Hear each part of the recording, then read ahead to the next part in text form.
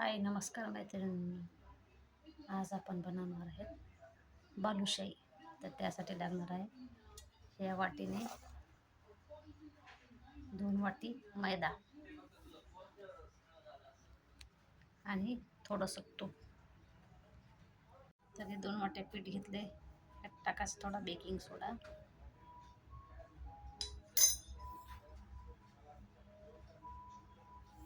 थोडंसं चिमूटभर मीठ. सगळं मिक्स करून घ्यायचं.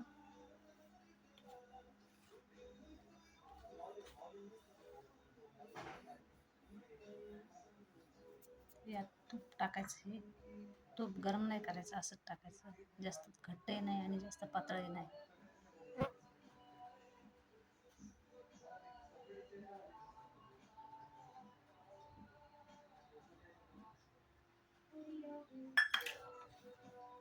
असं छान हाताने मिक्स करून घ्यायचं.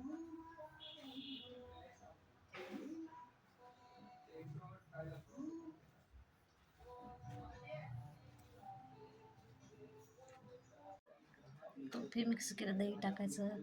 सांगायचं राहूनच गेलं तर एवढं थोडंसं दही पण टाकावं लागेल. दह्यामुळे बालुशाही खूप छान होते. आणि हे मिक्स करायचं. असं बालुशाहीचं पीठ मळायचं आणि यावर थोडा वेळ झाकून ठेवायचं.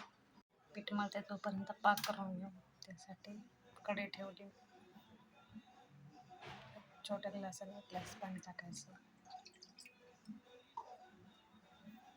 आणि ज्या वाटीनं आपण मैदा घेतला त्याच वाटीनं 1.5 वाटी साखर टाकायची. पाक बनवून घेऊ.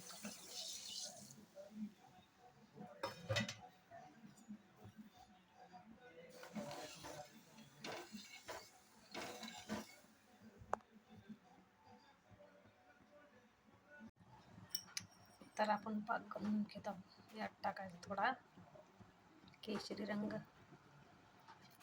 तुम्ही केशरही टाकू शकता. मी पण केशरी रंग टाकला आहे. कलरमुळे बालुशाही खूप छान दिसते. पाक जास्त घट्ट करायचा नाही.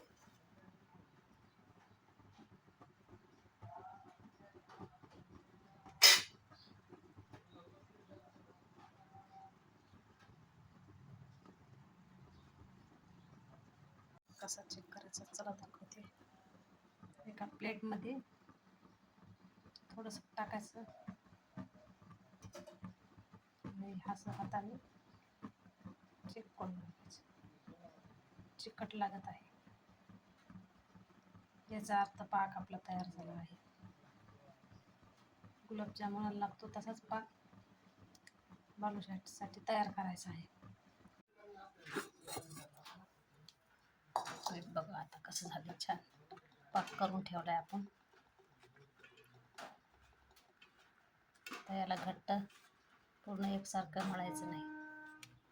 अशाच प्रकारे गोल गोल करून याची बालुशाही करून घ्यायची आपल्याला.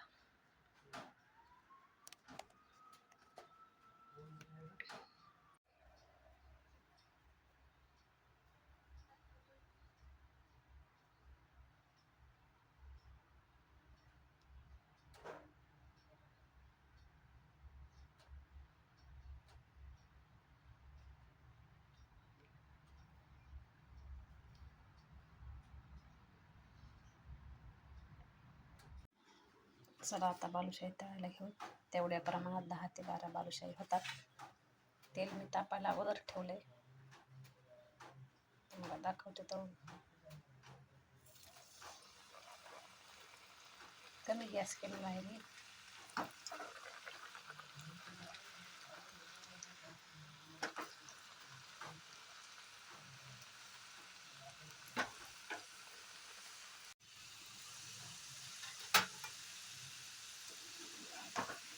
छान रंग आला आहे बालुशाहीला, तुम्ही बघू शकता.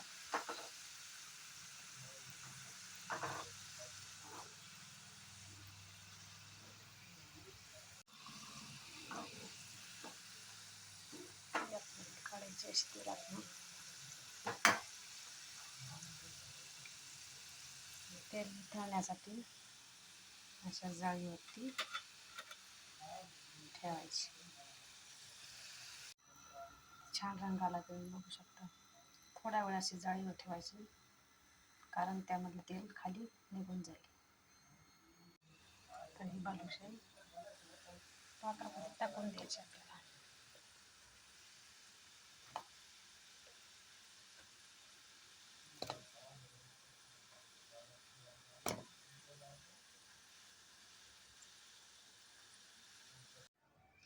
तर अशी आपली ही बालुशाही बनवून आहे तयार. तुम्ही बघू शकता किती छान झाली आहे बालुशाही. व्हिडिओ आवडली असल्यास व्हिडिओला लाईक करा, चॅनलला सबस्क्राईब करा आणि कमेंट करा.